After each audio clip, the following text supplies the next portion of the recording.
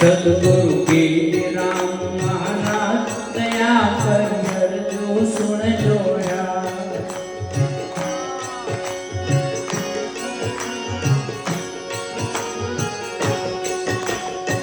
આત્મના એક અનુભવ માટે ભવ આખામાં ભટક્યો આત્મના એક અનુભવ માટે ભવ આખામાં ભટક્યો